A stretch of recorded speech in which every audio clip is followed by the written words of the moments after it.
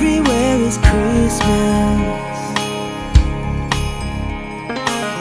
Everything is shining bright. Oh, what a glorious night is Christmas. It's the greatest time of the year.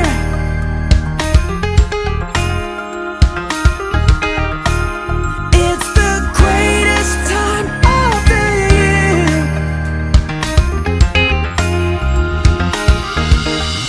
Shalom murid Kristus, selamat beribadah dan selamat Hari Natal. Terima kasih Anda telah mengikuti ibadah offline dengan menerapkan protokol kesehatan 3M, yaitu mencuci tangan, memakai masker, dan menjaga jarak dengan jemaat lainnya. Pastikan Anda telah mengambil amplop persembahan Anda di meja aser, mengisi persembahan Anda dan memasukkan ke dalam kotak persembahan secara mandiri, dan silakan melengkapi data pribadi juga jenis persembahan Anda terlebih dahulu. Bagi Anda yang mengikuti ibadah ini secara online, silakan memberikan persembahan Anda melalui rekening gereja atau melalui aplikasi pembayaran online dengan memindai kode QR yang ada di layar Anda. Setelah itu, silakan konfirmasi pembayaran persembahan Anda kepada Saudari Julfrida Siregar.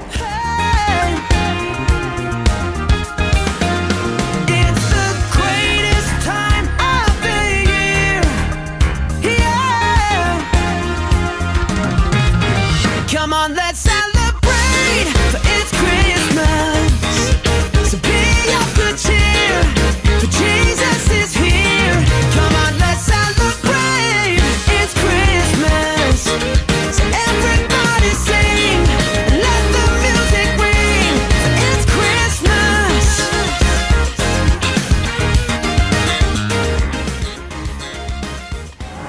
Berikut jadwal ibadah Blessing Community hari ini dan ibadah minggu depan. Him come, offspring of the virgin's womb. Hail the flesh, the Godhead seen. Hail the incarnate deity. Pleased as man with men to dwell. Jesus our Emmanuel. Bagi Anda yang ingin mengikuti ibadah secara offline, terlebih dahulu Anda perlu mendaftarkan diri kepada Bapak Iwan Lauli dengan format nama lengkap sesuai KTP dan sesi ibadah yang diikuti. Kuota yang disediakan di setiap ibadah adalah sebanyak 60 orang. Murid Kristus yang boleh mengikuti ibadah offline adalah yang berusia produktif, bukan lansia dan bukan anak-anak, serta mematuhi protokol kesehatan selama Anda berada di gedung Blessing Community. Ibadah ini juga bisa Anda saksikan melalui akun media sosial YouTube atau Instagram Blessing Community. Kami juga menginformasikan bahwa doa gabungan jemaat tahun 2020 telah selesai dilakukan per tanggal 19 Desember kemarin. Doa gabungan jemaat akan kembali dilakukan pada tanggal 16 Januari 2021 secara online di YouTube Blessing Community Medan. Demikianlah Bless News untuk hari ini. Jangan lupa untuk mengikuti seluruh platform media sosial gereja kita, baik itu Facebook, Instagram, serta YouTube untuk memperoleh informasi terupdate seputar kegiatan kejemaatan. Sekarang mari fokuskan hati dan pikiran kita untuk mengikuti ibadah hari ini. Tuhan Yesus memberkati.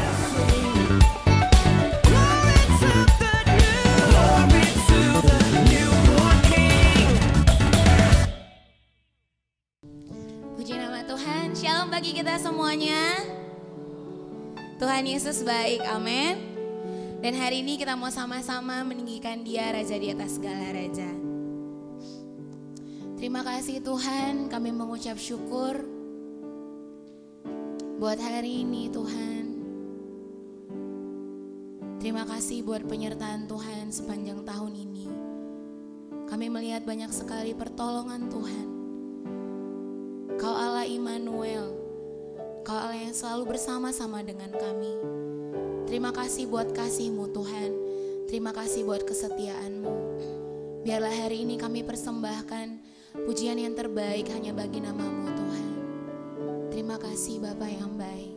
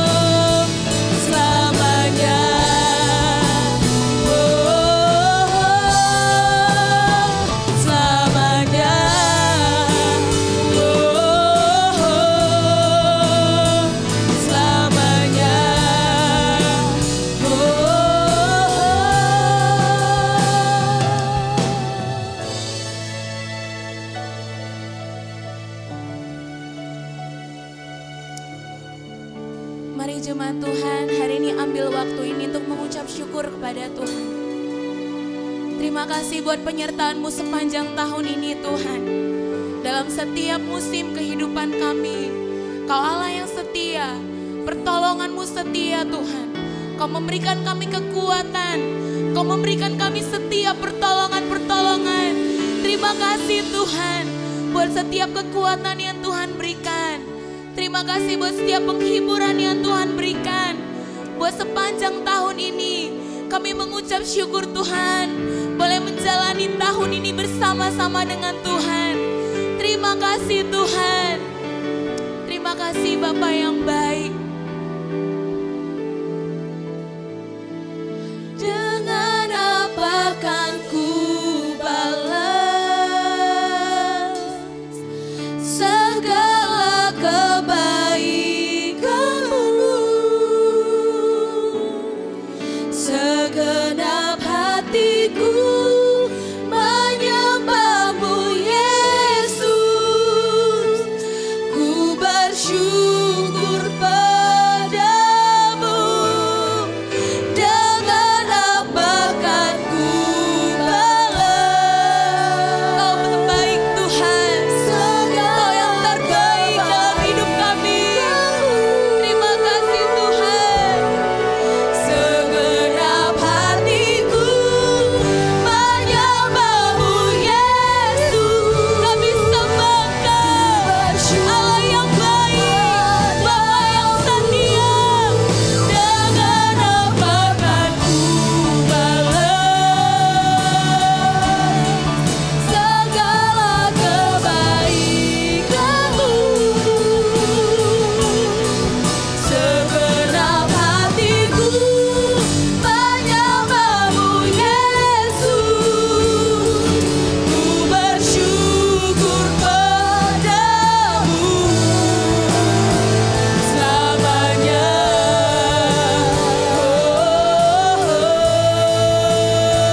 Selamanya.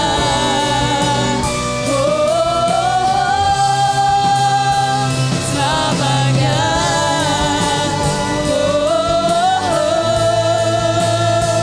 Selamanya.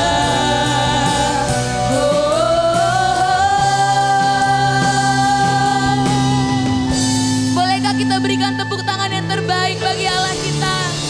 Terima kasih Tuhan. Terima kasih Tuhan. Kami mengucap syukur Tuhan. Kami rasakan kasih-Mu sepanjang tahun ini menaungi setiap kami. Terima kasih Tuhan. Kami melihat betapa dahsyat pekerjaan-Mu, betapa ajaib setiap yang Kau lakukan atas hidup kami. Terima kasih Tuhan. Terpujilah nama-Mu, Raja di atas segala raja, Bapa yang baik, Bapa yang selalu setia dalam kehidupan kami. Terima kasih Tuhan. Biarlah ibadah kami hari ini menyukakan hati-Mu. Terima kasih Bapa. Bagimulah segala kemuliaan, bagimulah segala hormat dan pujian sampai selama-lamanya. Di dalam nama Yesus kami berdoa. Amin. Puji nama Tuhan. Bolehkah setiap kita bangkit berdiri, Bapak Ibu jemaat Tuhan? Bolehkah kita berikan salam sehat? Boleh seperti ini atau boleh siku ketemu siku ya. Kita menyapa tetap jemaat Tuhan yang ada di tempat ini. Puji nama Tuhan.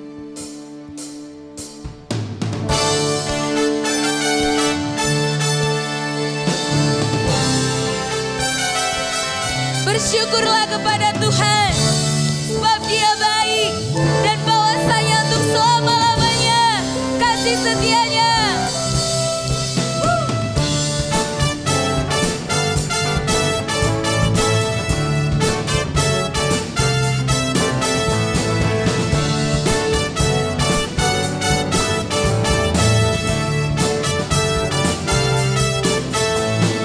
Kasih Allah tak berkesudahan, selalu baru setiap hari. Rahmat-Nya pun tak pernah berakhir seumur hidupku. Kasih Allah tak berkesudahan, selalu baru setiap hari. Rahmat-Nya pun tak pernah berakhir seumur hidupku.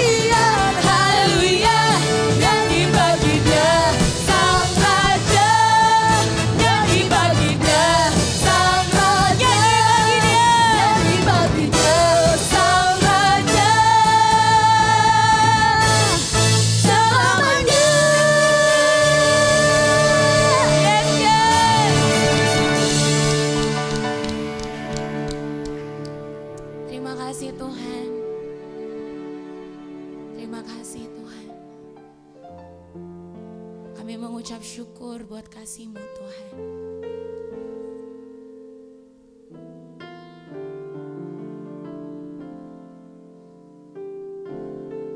Terima kasih Tuhan. Tiada terhitung pertolongan Tuhan, tiada terhitung kesetiaan-Mu bagi kami. Terima kasih Tuhan Yesus. Engkaulah jalan yang sempurna, janji-Mu murni bagai emas perak, perisai perlindungan, keselamatanku. Engkaulah jalan kebenaran, dalam kasih-Mu ada kehidupan, penolong yang setia di dalam kesesakan.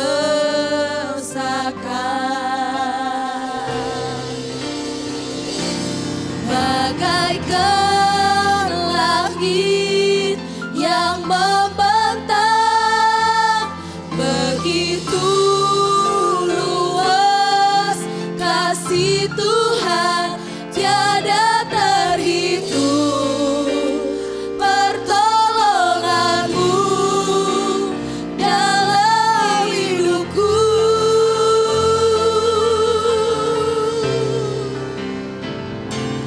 Bagaikan dalamnya samudra, begitu dalam kasih Tuhan, tiada terhitung kesetiaan-Mu dalam hidupku.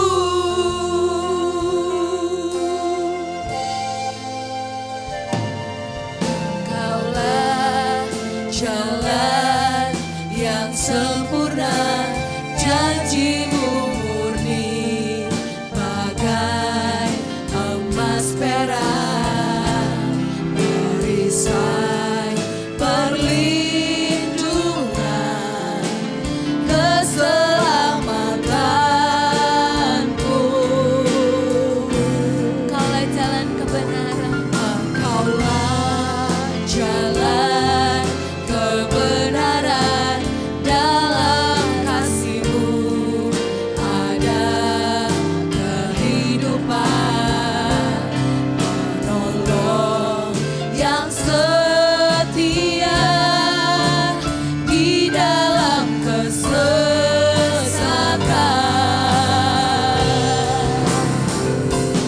Bagaikan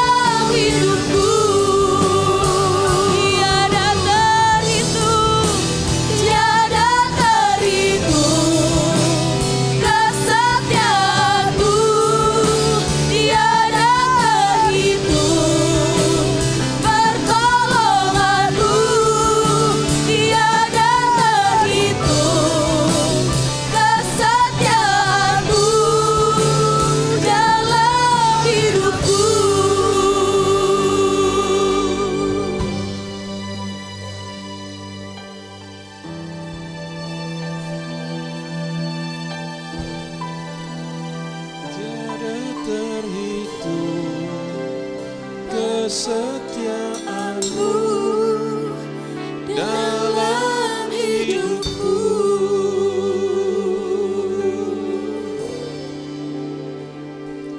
Bagaikan Langit yang membentang, begitu luas kasih Tuhan, tiada terhitung pertolongan-Mu dalam hidupku.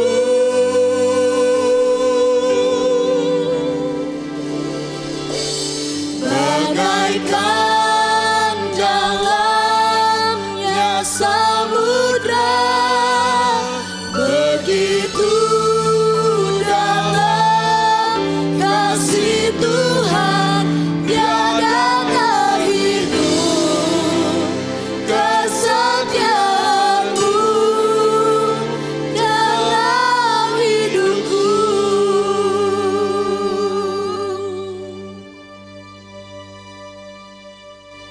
Ya Tuhan,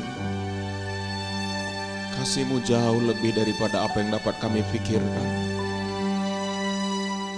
Jauh lebih daripada sekedar hanya dapat kami rasakan. Kasih-Mu jauh lebih besar dari itu Tuhan.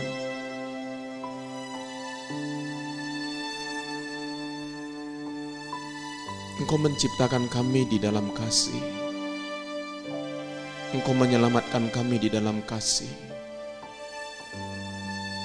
Kasih-Mu selalu menyertai kami Tuhan. Kau berkata rahmat-Mu selalu baru setiap pagi. Tak berkesudahan kasih Tuhan. Tuhan, terima kasih Tuhan. Kami percaya dan mempercayakan hidup kami ke dalam tangan-Mu. Sebab kasih-Mu tidak pernah gagal Tuhan. Dalam segala keadaan Tuhan, kasih-Mu selalu sempurna dan nyata dalam hidup kami. Terima kasih Bapa, kami bersyukur kepadamu Tuhan. Terima kasih Tuhan untuk semua perbuatan-perbuatan-Mu yang ajaib atas hidup kami. Terima kasih Bapa, pagi ini kami mau mendengarkan firman-Mu. Berbicaralah kepada kami Tuhan, nyatakan isi hati-Mu kepada kami. Di dalam nama Yesus kami sudah berdoa dan mengucap syukur. Semua yang percaya katakan amin. Puji Tuhan. Thank you, terima kasih. Shalom Bapak Ibu Saudara. Selamat pagi semua. Apa kabar saudara semua? Puji Tuhan. Pagi ini kita akan sama-sama belajar dari kebenaran firman Tuhan. Judulnya adalah hidup dalam zona kasih. Ya, judulnya adalah hidup di dalam zona kasih. Mari kita baca sama-sama ayat ini. 1, 2, 3, ya. Semoga Allah damai sejahtera menguduskan kamu seluruhnya, dan semoga, apa katanya? Roh, jiwa, dan tubuhmu terpelihara sempurna dengan tak bercacat pada kedatangan Yesus Kristus Tuhan kita. Poinnya hari ini adalah bahwa semoga manusia kita secara utuh adalah roh, jiwa, dan tubuh. Ya, Tuhan berkata semoga roh, jiwa, dan tubuh kita itu terpelihara sempurna. Nah, saudara, pertanyaannya adalah hidup dalam lingkungan atau zona apakah yang paling baik bagi roh, jiwa, dan tubuh kita? Hidup dalam lingkungan apakah yang paling baik bagi roh, jiwa, dan tubuh kita? Ya, kalau kita mau memiliki jiwa yang sehat, tubuh yang sehat, roh kita sih udah sempurna ya, karena roh Allah udah tinggal di dalam diri kita. Tetapi jiwa dan tubuh kita ya juga harus baik. Ya, sama seperti firman Tuhan berkata, hendaklah kamu baik-baik dalam segala hal, sama seperti jiwamu baik-baik saja. Ya, nah saudara, jiwa kita adalah tempat yang paling penting dalam hidup kita. Kenapa? Karena ketika roh kita udah dilahirkan kembali, roh Allah sudah berdiam di dalam diri kita. Tapi kalau jiwa kita tidak sepakat dengan rohnya Tuhan, jiwa kita enggak sepakat dengan firman-Nya Tuhan, maka saudaraku, keberadaan kita sebagai orang percaya enggak banyak gunanya.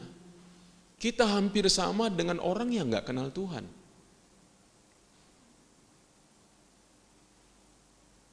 Pergumulan terbesar kita bukan di dalam roh kita. Roh kita itu isinya adalah intuisi. Intuisi itu saudaraku di mana kita bisa mendengar Tuhan. Ya, roh kita itu bicara tentang hati nurani juga untuk membedakan yang baik dari yang jahat. Di dalam roh kita juga ada persekutuan di mana kita punya kerinduan yang dalam untuk menyembah Tuhan. Nah, kenapa ada orang bisa nyembah Tuhan dan merasakan hadirat Tuhan, sementara yang lain enggak bisa merasakan? Karena fungsi penyembahan di dalam rohnya enggak bekerja. Ada orang bisa nyembah Tuhan, angkat tangan, dan lain sebagainya. Nah, itu roh kita, saudara. Nah, di dalam jiwa kita ada pikiran, perasaan, dan kehendak kita. Nah, ini paling penting. Pikiran itu harus dimulai dari segala sesuatunya adalah pikiran kita. Pikiran kita adalah motor penggerak kehidupan kita. Nah, saudaraku, makanya saudara jangan menyerahkan pikiran saudara kepada situasi dan kondisi apa saja yang muncul di dalam pikiran saudara, jangan saudara serahkan ke situ, karena pikiran itu akan menjadi liar.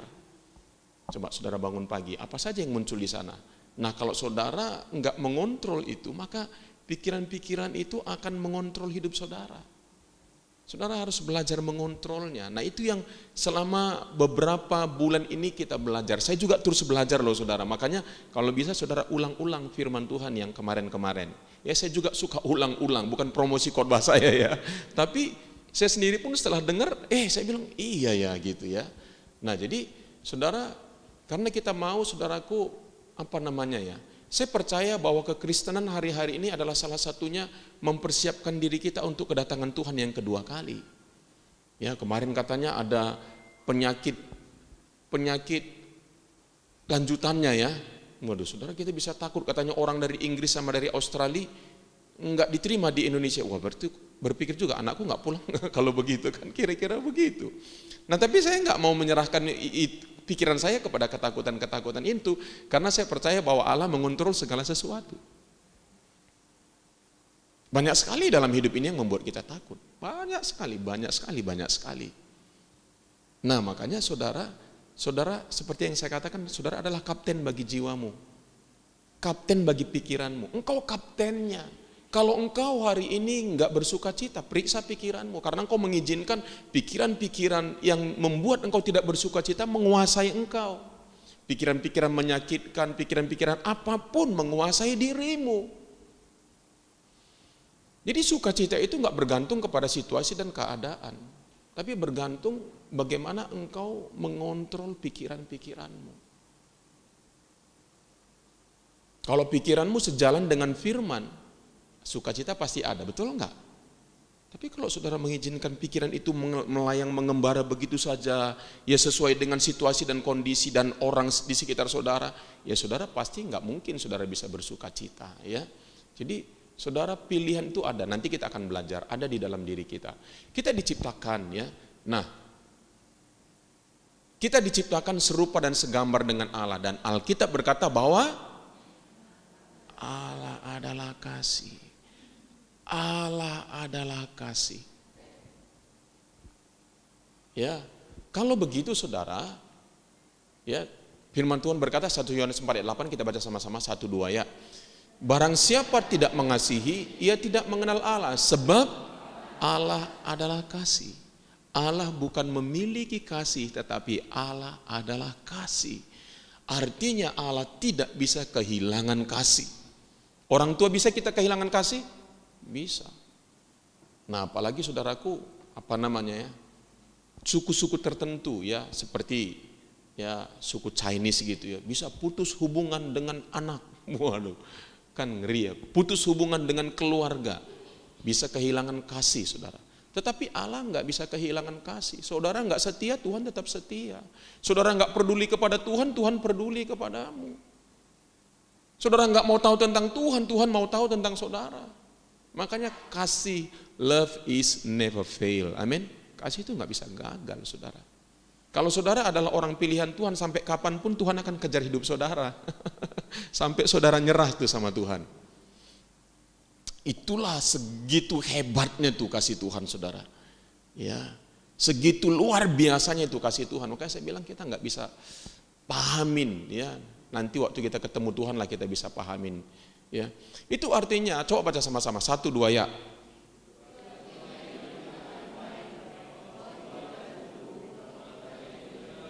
Ya, itu artinya bahwa roh, jiwa, dan tubuh saya paling sehat, paling baik, paling happy kalau saya hidup dalam zona kasih.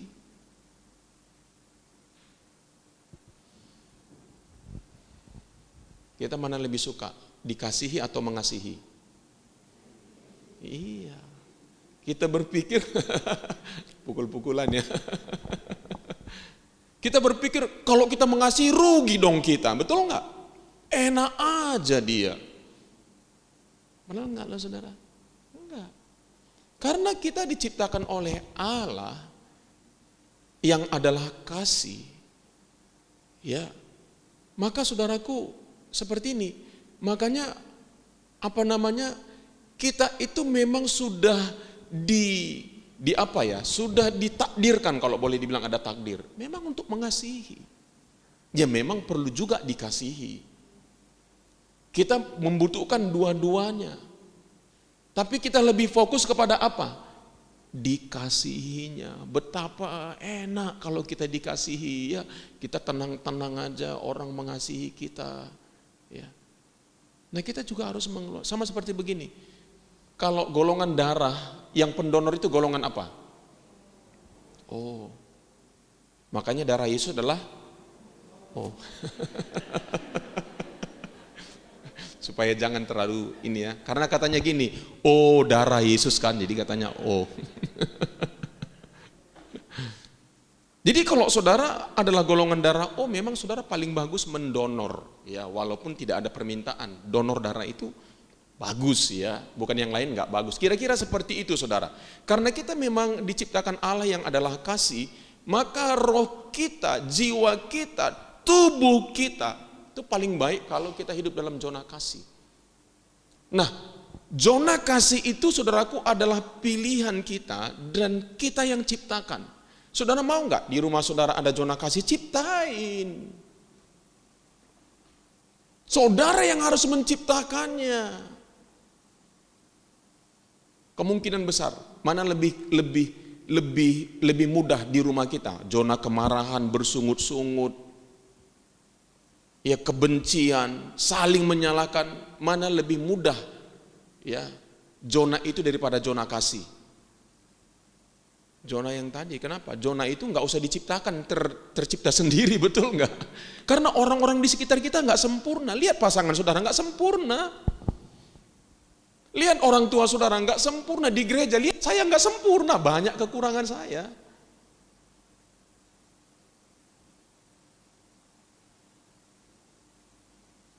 Nah jadi kita yang menciptakan lingkungan itu. Kita nggak bisa, contohnya gini, kalau kita punya tanah, nggak ditanemin, yang muncul apa?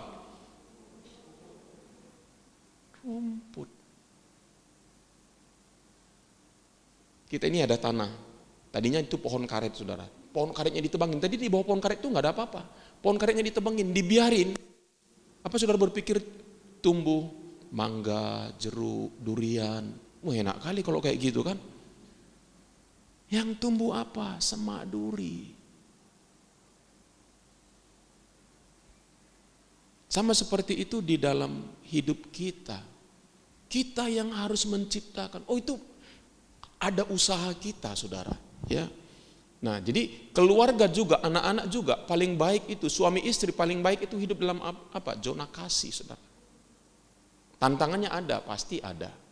Roh, jiwa, dan tubuh kita paling sehat apabila kita hidup di dalam kasih. Ya, kasih itu apa? Coba baca sama-sama, 1, 2 ya. Kasih itu memberi, apalagi berkorban untuk orang lain. Ya. Nah, semuanya ini enak enggak, saudara? Enggak enak, kata-katanya serem ya. Berkorban gitu kan. Kita lebih suka mengorbankan orang lain daripada kita berkorban kan. Kasih itu memberi, ya, berkorban untuk orang lain. Nah, namun apa katanya? Itulah yang paling baik buat hidup kita. Itulah yang paling baik buat hidup kita. Coba nih ya, saudara memberi. Mana yang lebih bahagia, orang yang memberi dari orang yang menerima? Orang yang memberi. Dia pulang rasanya ada sesuatu yang sudah dilepaskan, yang sudah diserahkan. Itu mendatangkan sukacita. Saudara bisa memberi uang saudara, saudara bisa memberi tenaga saudara, saudara bisa memberi waktu saudara. Sebenarnya dari tiga-tiga itu yang paling berharga itu adalah waktu. Karena hari ini saudara memberi uang saudara, saudara bisa diberkati Tuhan enggak? Bisa. Kalau saudara memberi waktu saudara, itu enggak akan pernah balik kepada saudara. Karena umur saudara itu sudah ditentukan oleh Tuhan, kita enggak bisa lewatin, betul enggak? Jadi kalau ada orang memberi waktu kepada saudara, hargain itu. Duduk ngobrol dengan saudara, cerita dengan saudara, mendengarkan saudara. Itu waktu dia, oh Tuhan bilang karena waktumu engkau udah beri, aku tambah umurmu. Enggak saudara. Enggak. Gitu loh saudara. Bukan berarti pemberian yang lain itu enggak penting. Tetapi makanya dalam kehidupan kita berkeluarga itu ya, yang paling penting apa? Beri waktu sama orang-orang terdekat kita. Ya. Itu sangat penting ya, akan menghasilkan apa? Kenapa? Kalau kita hidup dalam zona kasih, memberi, berkorban untuk orang lain, maka akan menghasilkan kepuasan, artinya hidupnya bermakna, ada kedamaian, ada ketenangan. Ya. Dan kita dipanggil untuk apa? Merefleksikan kasih Allah di muka bumi ini. Kita dipanggil untuk merefleksikan kasih Allah di dunia ini. Tantangannya adalah dunia sudah jatuh dalam dosa. Ini yang saya katakan tadi. Dunia udah jatuh dalam dosa. Ya.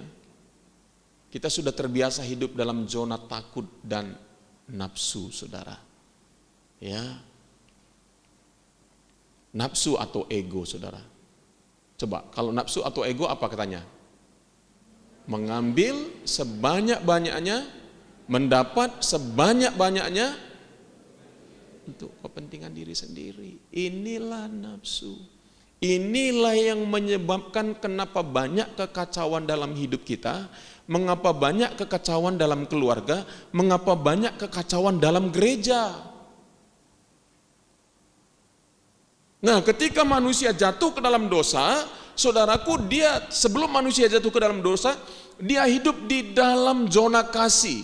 Allah ada di tengah-tengah mereka. Begitu manusia jatuh ke dalam dosa, saudaraku, manusia keluar dari zona kasih, dan sejak saat itu, saudaraku, manusia hidup di dalam nafsu dan egonya. Kalau saudara baca kitab Kejadian, itu benar demikian.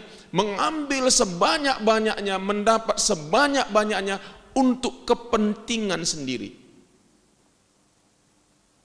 Bahkan banyak orang puas bisa memperdaya orang lain.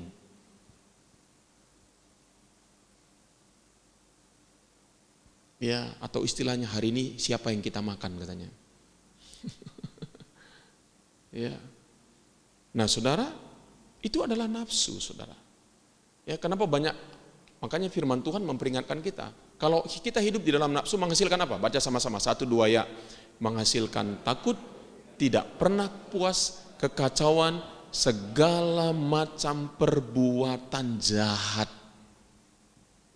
Jadi akar dari segala macam perbuatan jahat, kekacauan dalam hidup kita, karena kita hidup menuruti hawa nafsu kita.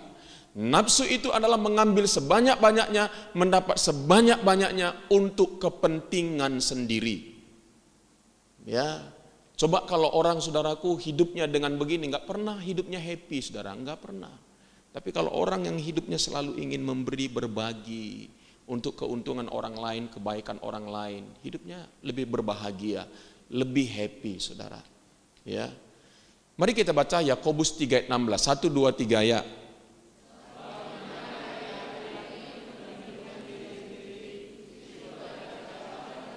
Ya, sebab di mana ada iri hati dan nafsu. Nafsu adalah mementingkan diri sendiri, di situ ada kekacauan dan segala macam perbuatan jahat. Bedanya gini, dengan Yohanes 3:16, sama-sama 3:16, tapi satu Yohanes, satu Yakobus. Kalau Yohanes 3:16 dikatakan apa? Karena begitu besar kasih Allah akan dunia ini, sehingga ia telah mengaruniakan anaknya yang tunggal, supaya barang siapa yang percaya kepadanya tidak binasa, melainkan beroleh hidup yang kekal. Saudaraku, kadang-kadang kata kasih, aku mengasihimu, ya, seorang pria mengatakan kepada seorang wanita, I love you. Sebenarnya yang dia maksudkan, aku mengasihimu, bukan kasih Yohanes 3:16. Kebanyakan Yakobus 3:16. Kenapa? Karena biasanya kalau hubungan itu nggak sehat akan memperdaya, akan merugikan, saudaraku. Ya, jadi kata kasih itu sendiri sudah banyak diselewengkan dalam hidup kita, saudara. Ya, kata kasih itu kerap kali, saudaraku, sebenarnya saya mau memanfaatkan kamu. Nah, itu salah, saudara. Ya, khususnya dalam hubungan pria wanita. Jadi anak-anak muda, saudara, harus hati-hati. Ya, apa yang dimaksudkan dengan kasih itu? Kasih katanya pasti nggak berlaku yang nggak benar. Ya, kita dapat hidup dalam zona kasih dengan memegang 3 kebenaran. Ya, katakan, saya dapat hidup dalam zona kasih. Kenapa? Satu, dua, ya. Bahwa saya telah diciptakan serupa dan segambar dengan Allah yang adalah kasih. Jadi saudaraku, kita bisa hidup di dalam zona kasih. Kenapa? Karena kita telah diciptakan serupa dan segambar dengan Allah yang adalah kasih. Kita baca sama-sama Kejadian 1:26, 1, 2 ya. Berfirmanlah Allah, baiklah kita menjadikan manusia menurut gambar dan rupa kita, supaya mereka berkuasa atas ikan-ikan di laut dan burung-burung di udara, dan atas ternak dan atas seluruh bumi, dan atas segala binatang melata yang merayap di bumi. Gambar dan rupa kita, Martin Luther berkata bahwa itu berbicara tentang kemampuan membangun hubungan. Orang yang mampu membangun hubungan adalah orang yang hidup di dalam zona kasih, bukan zona penghakiman. Nah, kita perlu keluar dari zona penghakiman, masuk kepada zona kasih. Amin, saudaraku. Ketika saudara melihat seseorang, apa yang saudara berpikir? Menghakimi dia atau mengasihi dia? Kerap kali dalam pikiran kita banyak penghakiman-penghakiman. Kita lebih mudah melihat kekurangan-kekurangan daripada kelebihan-kelebihan. Kita sudah terlatih melihat kekurangan-kekurangan daripada kelebihan-kelebihan. Sehingga akibatnya karena kita terlalu banyak melihat kekurangan-kekurangan, kita sulit hidup di dalam zona kasih. Tapi kalau saudara mulai belajar melihat kelebihan-kelebihan, ya, saudara akan bisa mengasihi orang tersebut. Sekalipun saya mau nanya begini, kasih itu tidak berarti saudara setuju dengan perbuatan orang tersebut. Harus bedakan ya. Ini harus hati-hati, saudara. Kasih tidak berarti saudara setuju dengan perbuatan dia yang jahat, perbuatan dia yang nggak benar. Saudara nggak bilang begini, nggak apa-apa. Oh, bukan itu bukan kasih namanya. Cuma gini, Allah menyetujui nggak semua tindakan kita? Tapi Allah mengasihi kita nggak? Ketika saya mengasihi anak-anak saya, bukan berarti saya menyetujui semua perbuatan-perbuatannya dia. Tetapi sekalipun saya nggak setuju dengan perbuatan dia, saya tetap mengasihi dia. Saya nggak setuju semua dengan perbuatan-perbuatan istri saya, mumpung dia nggak ada di sini kan? Nggak setuju saudara, banyak saya nggak setuju. Tapi apa saya tetap mengasihi dia? Ya. Apakah dengan mengasihi dia berarti saya mengatakan nggak apa-apa, setuju? No. Justru itu bukan kasih. Kalau saya nggak mengasihi dia, saya akan beritahukan ini nggak benar. Tapi misalnya anak saya setelah saya kasih tahu nggak mau mengikutin, apakah saya mengasihi dia? Iya, itulah kasih. Karena kasih itu nggak pernah gagal. Kita bilang, enak kali dia. Nah itu dia. Kita memakai cara pandang manusia. Manusia punya kasih enggak? Hewan punya kasih enggak? Oh jangan salah, hewan itu punya kasih loh saudara. Manusia punya kasih enggak? Punya. Jadi kalau saudara mengasihi dengan kasih manusia, gagal. Memang bahasanya begitu. Tapi kan firman Tuhan bilang begini, kita sudah diciptakan menurut gambar dan rupa Allah. Artinya bahwa kasih Allah, nah ayat ini lebih jelas lagi saudara, lihat. Tadi kita bilang, tapi manusia udah jatuh ke dalam dosa. Enggak apa-apa, mari kita baca poin yang kedua, 1, 2, 3 ya. Bahwa kasih Allah telah saya miliki sebab kasih Allah telah dicurahkan secara berlimpah-limpah kepada saya. Nah, saudara perlu sadar bahwa kasih Allah sudah dicurahkan kepada kita. Bukan lagi kita mengasihi dengan kekuatan kita.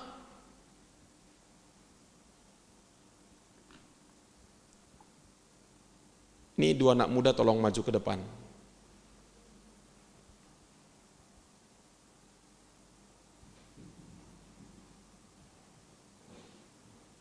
Nih, sini. Handphone kamu mana? Nah, kasih dia. Oh, gampang kali ya. Oh, ini orang udah punya kasih ini luar biasa ini. Untuk dia ya. Oh, mulai ketawa saudara. Ketawanya itu bahasanya masa gitu kan. Coba kembalikan lagi. Kamu kasih dia untuk dia, milik dia. Iya, untuk milik dia, tapi nggak dikembalikan lagi loh. Nggak dikembalikan lagi. Serius, nggak kembali lagi.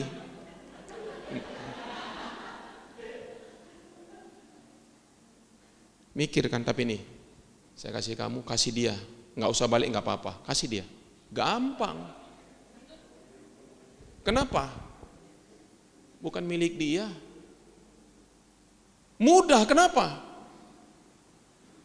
Saudara kalau mengasihi dengan kasih manusiamu, berat. Stres. Tapi kamu harus kembalikan, kalau enggak saya enggak bisa lanjutkan khotbah ini. Oke, beri tepuk tangan buat mereka, saudara. Nah, saudara, seperti itu. Nah, kesadaran bahwa saya sudah memiliki kasih yang berlimpah-limpah itu penting. Makanya kita perlu ingat-ingat firman Tuhan. Nah, firman Tuhannya apa? Coba baca sama-sama. 1, 2, 3 ya. Dan pengharapan tidak mengecewakan karena kasih Allah telah dicurahkan di dalam hati kita oleh Roh Kudus yang telah dikaruniakan kepada kita. Katanya kasih Allah itu telah dicurahkan. Jadi jangan berdoa minta kasih. Saudara bilang, Tuhan berikanlah aku kasih-Mu. Malaikat bilang, doamu enggak alkitabiah. Sudah ada dalam diri kamu. Lebih bagus saudara bilang begini, Tuhan terima kasih. Kasih-Mu sudah ada di dalam diriku. Tuhan, ini ada orang-orang sulit Tuhan. Di keluargaku ada orang-orang sulit Tuhan. Selalu aku tahu banyak kekurangannya. Tapi hari ini aku mau memberikan kasih-Mu kepada dia. Orang yang paling mudah memberikan kasih adalah orang yang sudah menyadari bahwa hidupnya juga karena kasih Allah. Kalau enggak kita susah memberi kasih, saudara. Kasih sekali lagi tidak berarti saya selalu setuju dengan perbuatan dia. Enggak.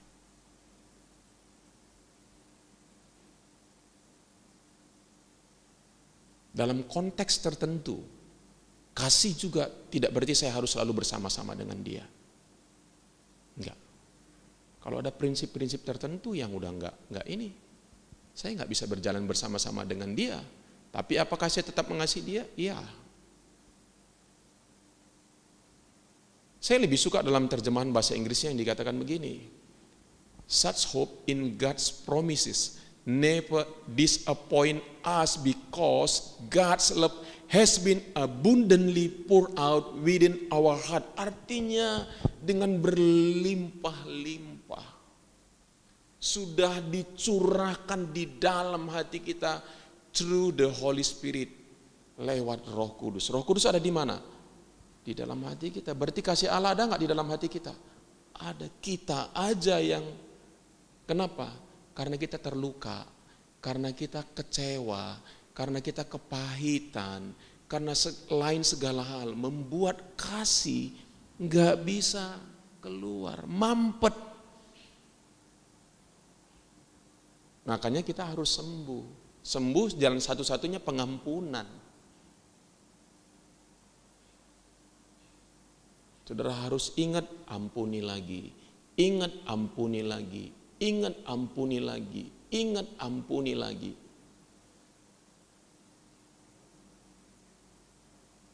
Beberapa waktu yang lalu saya telepon seseorang, saya nggak bersama-sama dengan dia lagi, tapi saya udah nggak pahit sama dia. Dan Tuhan juga ingatkan, kamu telepon si Anu, saya udah nggak bersama-sama dengan dia lagi, saudara. Tanya aja apa kabarnya. Mungkin kalau saya telepon dia kaget kali. Dan bahkan kadang-kadang dia nggak berani angkat kali kan. Nah saudara, hidup yang seperti itu yang luar biasa saudara. Ya, oke. Jadi yang pertama, saya bisa hidup dalam zona kasih karena pertama apa? Saya diciptakan dalam zona kasih juga kan? Karena Allah adalah kasih. Yang kedua, saya hidup dalam zona kasih karena kasih Allah sudah dicurahkan. Ya, secara berlimpah-limpah. Abundantly poured out within our hearts. Ya, nah yang ketiga, sama-sama baca 1, 2, 3 ya.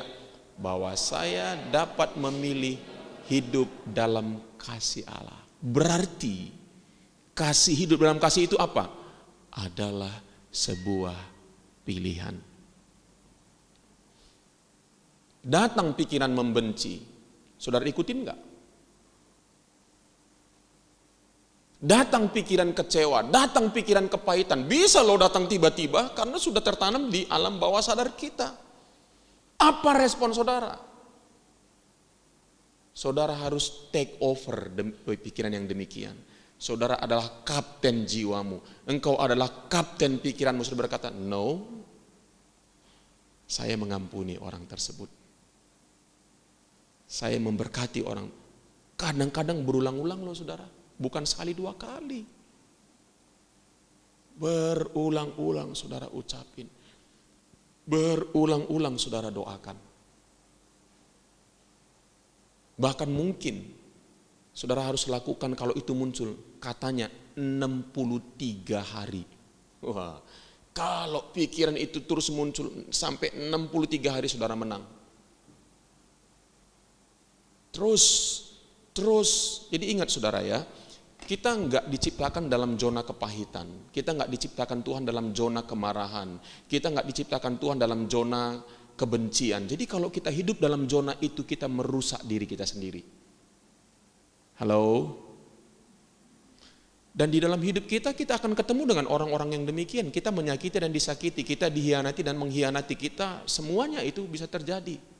Tapi kalau saudara sehat, saudara perlu mengampuni. Kenapa? Karena pengampunan itu, saudara akan membuat tubuh, roh, dan jiwa kita sehat. Amin. Pikiran-pikiran kita yang menyakitkan itu mempengaruhi sel-sel kita dan tubuh kita. Coba nih, saudara pernah nggak? Saudara mau ketemu seseorang, tiba-tiba jantung saudara terpacu. Duk, duk, duk, duk. Kenapa?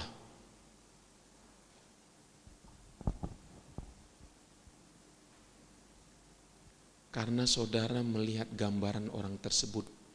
Menyeramkankah? Apa hubungannya ketemu orang dengan jantung berdegup? Saudara belum ketemu juga, udah berdegup-degup jantung saudara. Ada degupan yang bagus, ada degupan yang bagus. Degupan yang bagus adalah saudara ketemu kekasih hatimu, betul enggak? Degupan yang enggak bagus adalah saudara ketemu dengan orang yang saudara benci. Nah, saudaraku, tapi ingat kita bisa pilih itu. Jadi jangan pernah hidup jadi korban. Amin. Engkau bukan korban situasi, keadaan, dan orang lain. Engkau adalah korban pilihanmu sendiri.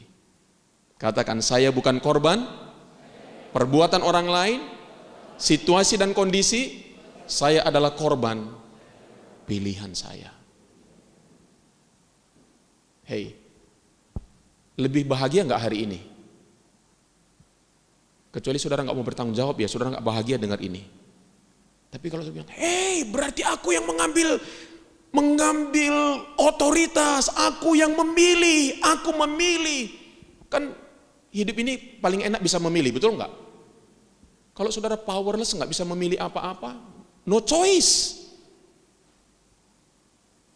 Bahkan seorang, saudaraku, saya ulang lagi, Viktor Frankl, saudaraku, seorang narapidana, seorang tawanan Nazi Jerman. Sudah tahu apa yang terjadi dengan dia?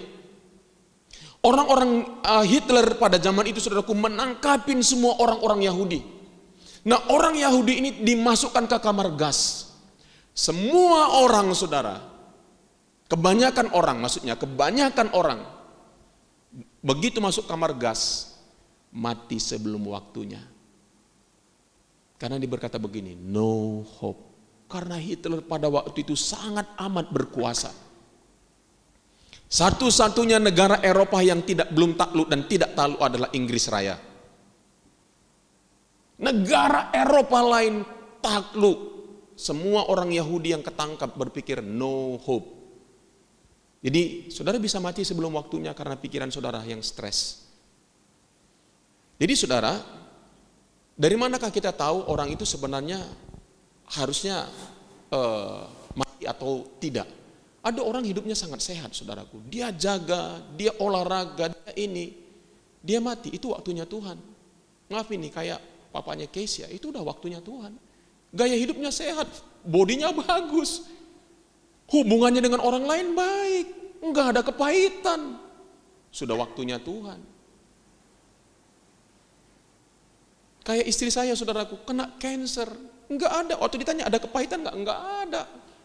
Pelayanan orang-orang miskin. Makan enggak sembarangan, kena cancer. Ya ada maksud Tuhan.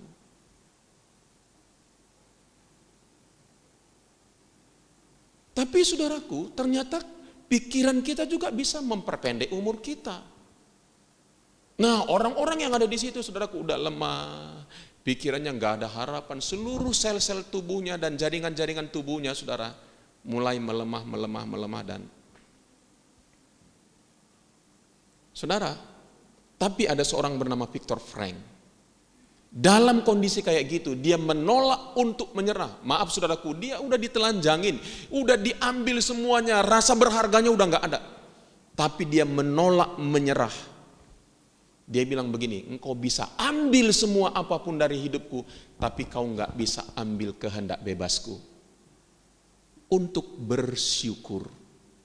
Tiap pagi dia ada jendela celah, saudaraku, dia bilang, wow, tumbuh-tumbuhan di sana makin hijau, ada burung-burung di sana, wow, indahnya ciptaan Tuhan. Saudara, akhirnya Nazi Jerman kalah. Dia keluar dalam keadaan yang sehat. Dia tulislah buku, saudara. Hidup ini pilihanmu, saudara. Saudara mau sukacita atau tidak tergantung situasi dan kondisi. Engkau menyerahkan dirimu kepada situasi dan kondisi. Tapi engkau bisa. Bisa enggak saudara?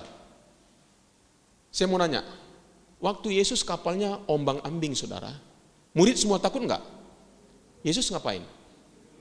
Bukan tidur pulas.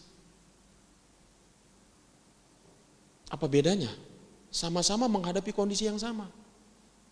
Tapi Yesus tertidur pulas. Kenapa? Itu pilihan saudara. Apa gelombang kehidupan yang kita alami hari ini? Memang enggak mudah. Nah disitulah pergumulannya saudara. Ketika kita menghadapi situasi-situasi yang enggak enak, pergumulan itu ada di sini. Tapi ingat, kita yang pegang kendali. Halo? Saudara menyerah atau saudara berpegang kepada kebenaran? Nah nanti kita akan lihat ya. Oke. Ayo baca Ulangan 30 ayat 19. 1, 2, 3 ya.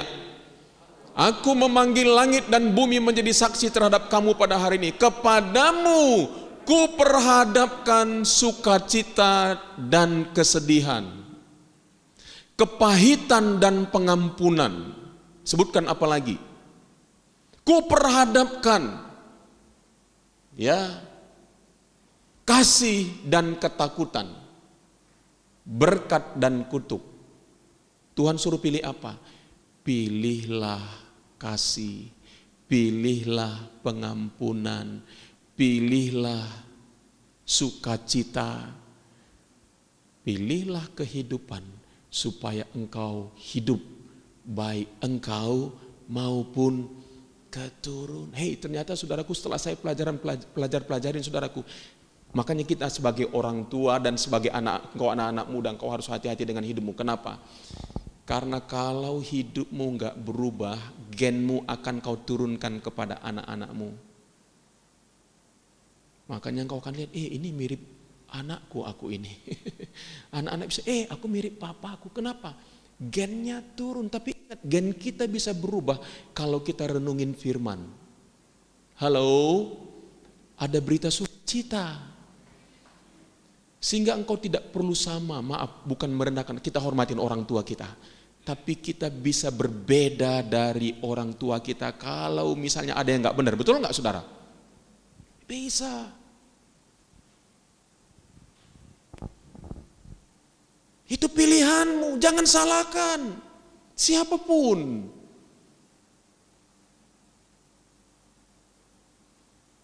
Sebenarnya hanya 5% saudaraku, kita ini mewarisi gen orang tua kita. Selebih-lebihnya itu adalah pilihan kita. Saya banyak melihat hal-hal yang harusnya saya nggak lakukan, ya dilakukan oleh anak saya. Kenapa? Itu adalah gennya saya. Makanya sekarang saya banyak konselingin mereka.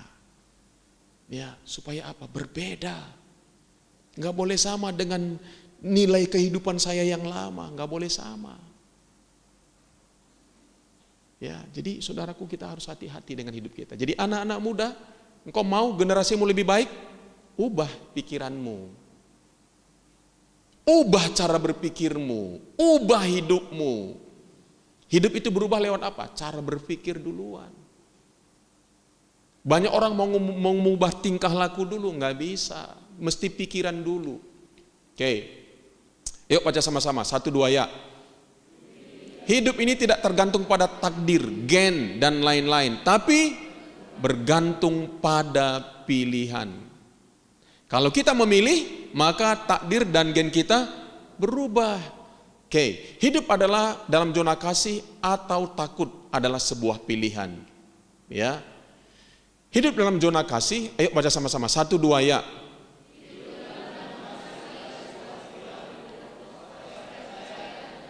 Ya, hidup dalam zona kasih adalah sebuah pilihan bahwa saya percaya dan mempercayakan seluruh hidup saya kepada Tuhan. Karena saudaraku, kasih itu ada unsur percaya di dalamnya. Saya nggak tulis di sini, di dalam satu kitab dikatakan saudaraku bahwa Kasih adalah ia menutupi segala sesuatu, percaya segala sesuatu, mengharapkan segala sesuatu, sabar menanggung segala sesuatu. Jadi kalau saudara mengasihi Allah, itu salah satu poinnya adalah saudara percaya dan bergantung kepada Allah. Dan saintis berkata begini, otak kita sudah dirancang untuk bergantung kepada Tuhan. Wah, ini saintisnya anak Tuhan, saudara. Dia udah riset 30 tahun. Otak kita udah dirancang untuk bergantung kepada Tuhan. Ayat-ayat, beberapa ayat saya bacakan enggak ada di sini. Jiwaku haus kepada Allah yang hidup. Bilakah aku boleh datang melihat Allah? Ada sebuah kerinduan yang dalam dari jiwa kita untuk datang kepada Allah. Mazmur 63 ayat 2 dikatakan, ya Allah, engkaulah Allahku, aku mencari engkau. Jiwaku haus kepadamu, tubuhku rindu. Jiwaku haus, tubuhku rindu kepadamu. Seperti tanah yang kering dan tandus tiada berair. Karena otak kita sudah dirancang untuk bergantung kepada Allah. Maka orang dalam hidup ini yang paling sehat hidupnya adalah orang yang berani menggantungkan seluruh hidupnya kepada Tuhan. Makanya firman Tuhan bilang begini, yuk baca sama-sama. 1, 2, 3 ya. Dengan segenap hatimu dan janganlah bersandar kepada pengertianmu sendiri, akuilah dia dalam segala lakumu, maka ia akan meluruskan jalanmu. Janganlah engkau menganggap dirimu sendiri bijak, takutlah akan Tuhan dan jauhilah kejahatan. Coba baca ini berkatnya ini, 1, 2, 3 ya. Itulah yang akan menyembuhkan tubuhmu dan menyegarkan tulang-tulangmu. Wow, dahsyat. Engkau bisa memperbaiki sel-sel tubuhmu. Engkau bisa mengoperasi otakmu dengan jalan ini. Mempercayakan seluruh hidupmu. Berapa banyak orang sakit perut, saudaraku, kenapa? Pikirannya kacau. Pikirannya tertekan dan stres. Berapa banyak, maaf kata orang, saudaraku, nggak bisa buang air dengan baik. Kenapa? Stres. Itu ada hubungannya, saudara. Dalam bahasa Inggrisnya saya sudah buat sedikit terjemah. Loh, mana dia? Loh, kok nggak ada? Oh, di belakangnya lagi. Oke, yuk kita baca sama-sama dulu. 1, 2, 3 ya. Hidup dalam zona takut juga adalah sebuah pilihan. Bahwa saya mempercayakan hidup saya pada kekuatan saya, kemampuan saya, hikmat dan kebijaksanaan saya. Kalau saudara hidup begini, takut. Kenapa? Banyak hal nggak bisa kita kendalikan, betul nggak? Banyak hal kita yang nggak bisa tahu dalam hidup ini. Makanya orang yang paling sehat adalah orang yang percaya. Bukan hanya percaya, mempercayakan. Dalam bahasa Inggris dikatakan trust. Satu kali waktu tidur malam, saudaraku, waktu tidur saudara, tiba-tiba datang pikiran-pikiran yang nggak benar, saudara. Pikirannya gini, hei, nanti kalau anakmu di sana nggak kerja lagi, ini itu semuanya gimana kau membiayainya dan lain sebagainya. Oh, gelisah, saudara. Saya sadar, saya bilang, Tuhan, aku tahu bahwa hidup mereka ada di dalam tangan-Mu. Aku bukan Tuhan, Engkaulah Tuhan. Kami semuanya hanya bergantung kepadamu. Tuhan, kami serahkan, jangankan anak-anak, hidupku aja bergantung padamu. Aku serahkan hidupku ke dalam tangan-Mu.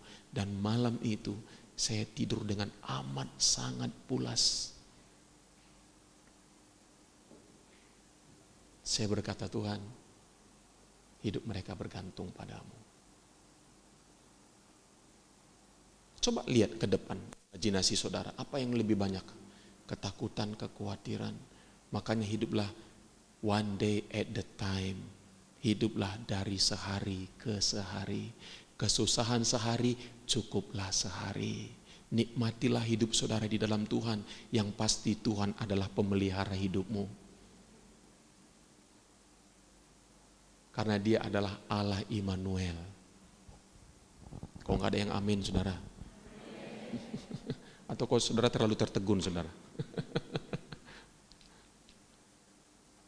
Pilihan itu dimulai dari pikiran, ya. Kasih, coba baca sama-sama, 1, 2 ya. Ya, itulah kasih.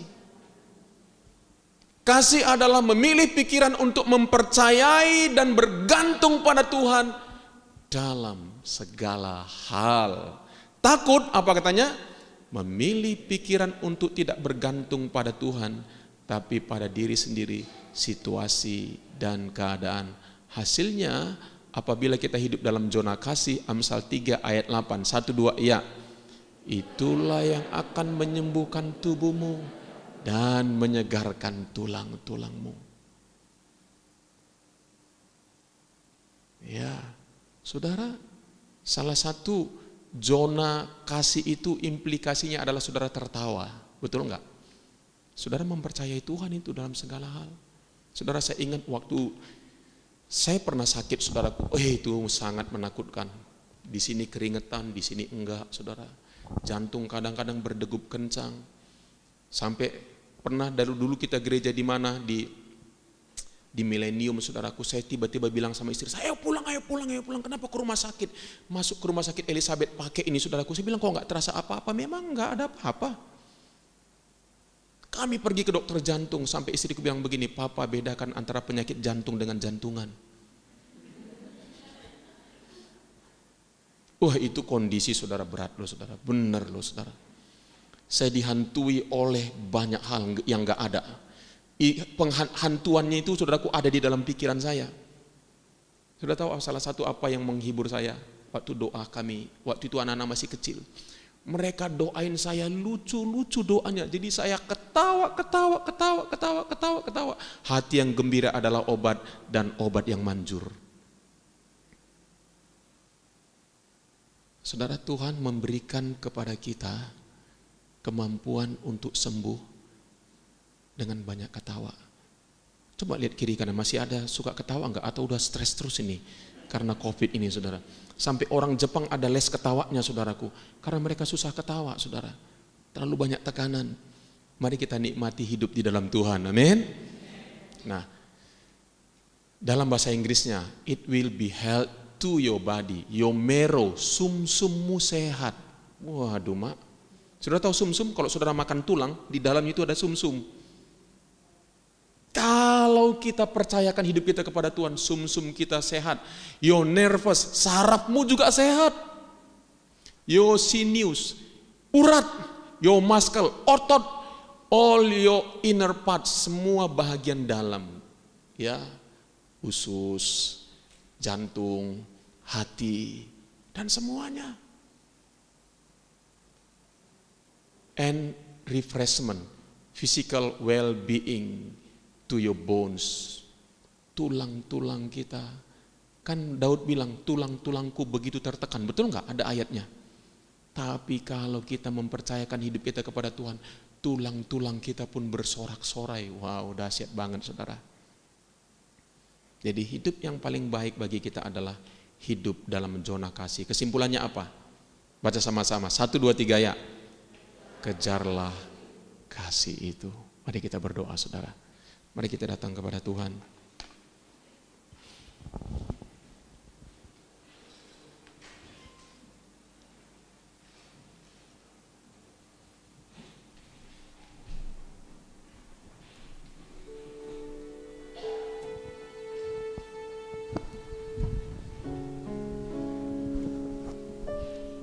Saudaraku yang kekasih, inginkah engkau memiliki roh, jiwa, dan tubuh yang baik-baik, yang terpelihara, sempurna sampai nanti kedatangan Tuhan yang kedua kali? Firman Tuhan hari ini memberikan kita caranya, saudara. Hiduplah di dalam zona kasih. Dalam hidup kita sehari-hari begitu banyak yang membuat kita takut, membuat kita cemas, khawatir, benci, kecewa. Kita nggak bisa kontrol orang-orang di sekitar kita. Kita kadang-kadang nggak bisa kontrol situasi dan keadaan kita. Tapi mari hari ini ambil keputusan untuk tidak menjadi korban keadaanmu. Jangan jadi korban dari perbuatan orang lain atas hidupmu. Jangan jadi korban situasi dan keadaan. Tuhan berikan kau pilihan. Pilihan ada di dalam tanganmu. Tuhan beri engkau otoritas untuk pikiranmu. Kontrollah pikiran-pikiranmu sebelum pikiran-pikiranmu akan mengontrol hidupmu. Pikiran-pikiranmu bisa saja membuat engkau kehilangan sukacita.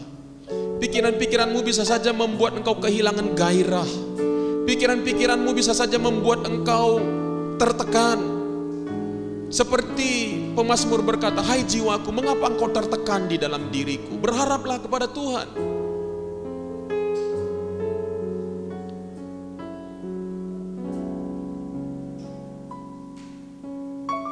Tuhan berkata, pilihlah kehidupan, pilihlah kasih, pilihlah pengampunan,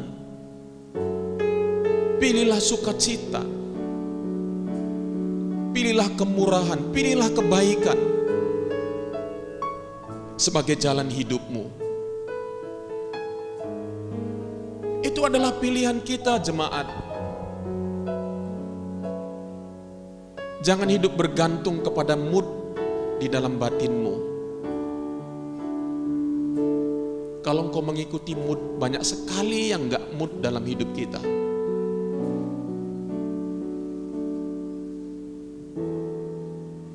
Tapi pilihlah kehidupan. Ku memilih untuk senangkanmu. Ku memilih untuk tetap dekatmu di segala masa. Ku penuh asa karena tanganmu yang kuat topangku. Ku memilih untuk senangkanmu. Ku memilih untuk tetap dekatmu, tetap murni seperti hatimu. Tuhan menyenangkanmu. Pilihan yang terbaik. Mari kita bangkit berdiri, saudara. Jadikan nyanyian ini jadi doamu. Hanya Engkau yang mengenal dalamnya hatiku. Kerinduan hati ini hanyalah dekatmu.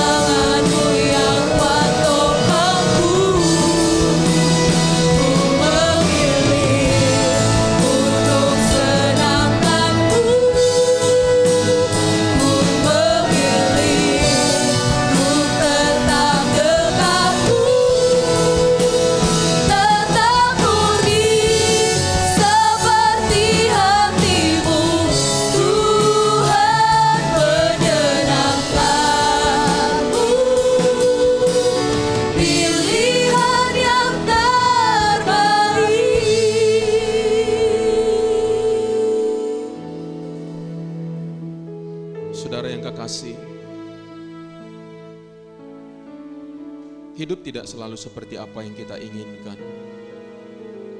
Situasi dan kondisi tidak selalu seperti apa yang kita inginkan. Orang-orang di sekitar kita tidak selalu seperti apa yang kita inginkan. Dan memang itu mustahil. Sebab setiap orang diberi Allah kehendak bebas. Tapi hidup ini adalah pilihan kita.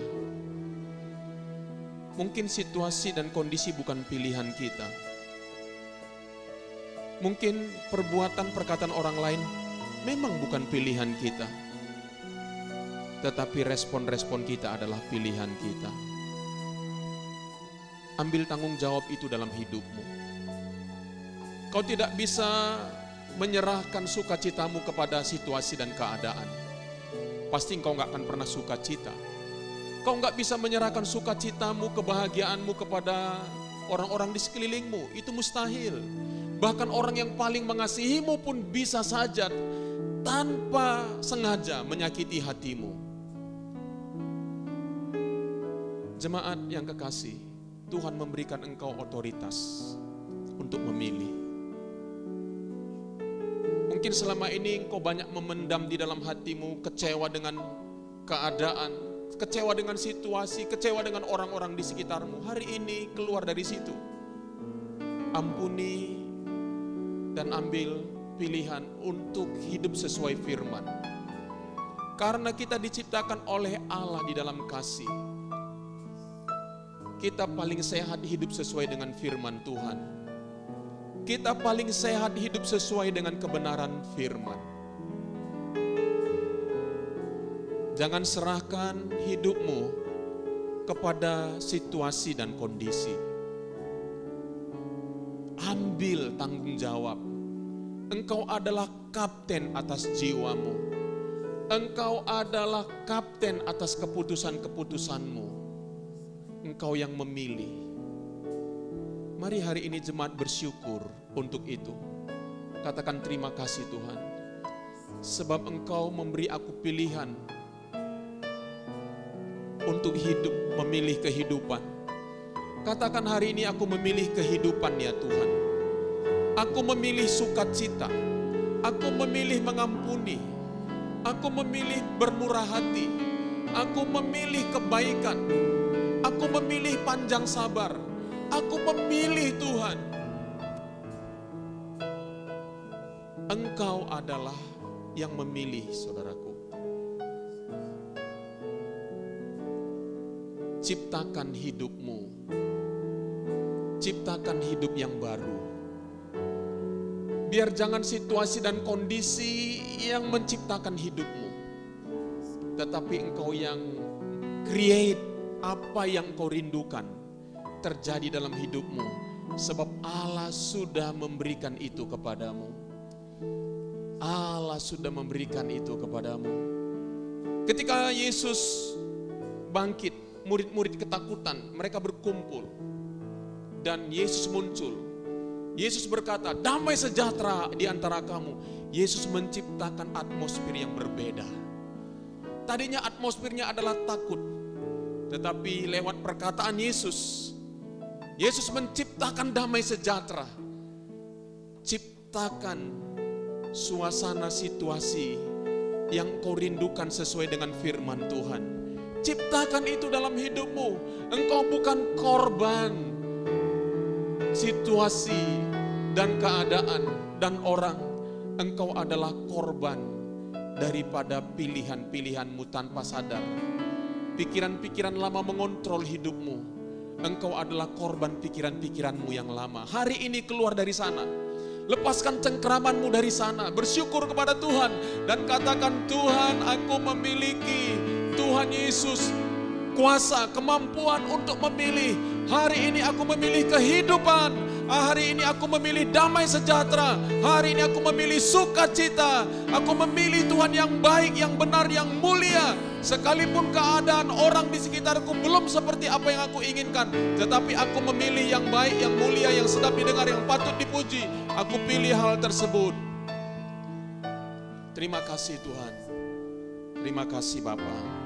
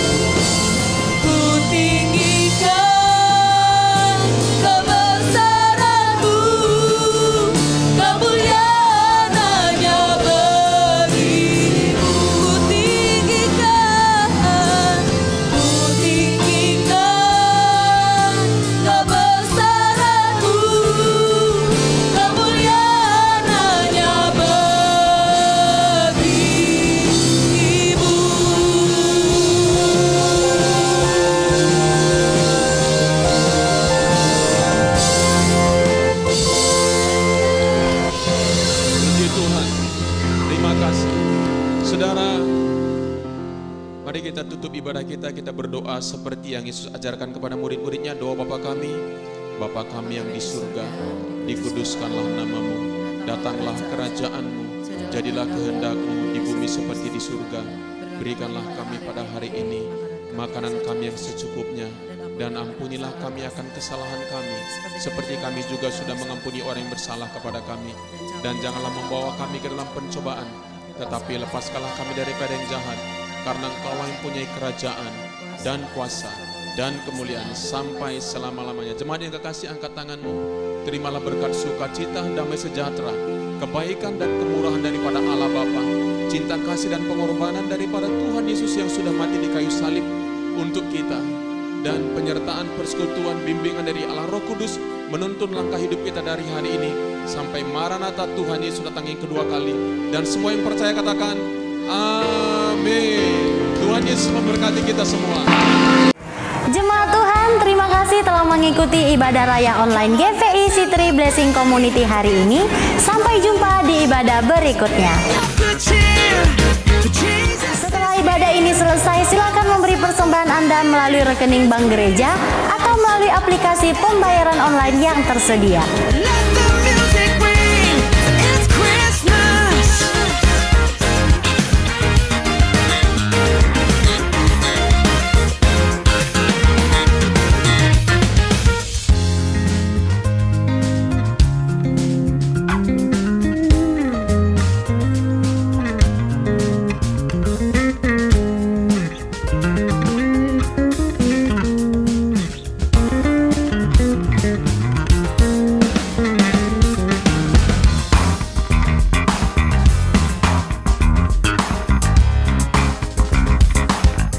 Silakan subscribe channel ini dan follow media sosial GVI C3 Blessing Community. Tuhan Yesus memberkati.